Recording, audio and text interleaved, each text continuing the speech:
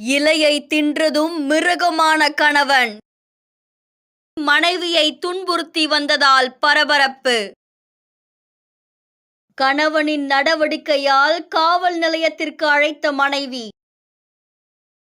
விரைந்து வந்த காவலர்கள் கையோடு பிடுங்கி எடுத்து சென்ற செடிகள்.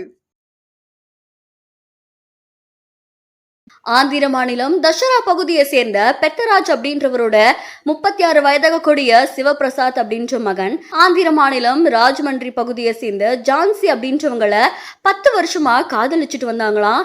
2 வீட்டாரோட சம்மதத்தோட 4 வருஷத்துக்கு முன்னாடி தான் இவங்களுக்கு கல்யாணம் ஆச்சாம். கல்யாணத்துக்கு அப்புறமா திருப்பத்தூர் மாவட்டம் ஏலகிரி மலைக்கு அவங்க குடி போய் அங்க ஒரு ஹோட்டல்ல நடத்தி 2 பேரும் குடும்பம் நடத்திட்டு வந்திருக்காங்க. இவங்களுக்கு 2 வயசுல ஒரு குழந்தையுமே இருக்காங்க. இந்த நிலையில கணவர் கஞ்சாக்கு அடிமையாகி தினமும் கஞ்சா அடிச்சுட்டு ஜான்சி கிட்ட தகராறுல ஈடுபட்டு வந்திருக்காங்களாமா.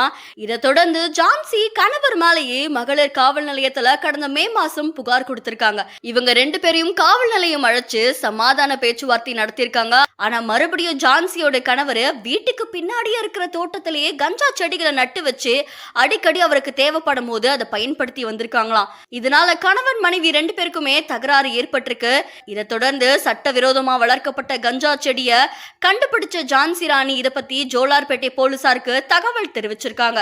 தகவலின் பெயர்ல சம்பவ இடத்துக்கு வந்த ஜோலார்பேட்டை SI ராஜ்குமார் தலைமையிலான போலீசார் வீட்டுக்கு பின்னாடி இருக்கிற தோட்டத்துல வளர்த்துட்டு வந்த 5 கஞ்சா செடியை பறிமுதல் செஞ்சு சிவபிரசாத்தையும் காவல் நிலையம் அழைச்சிட்டு போயிருக்காங்க.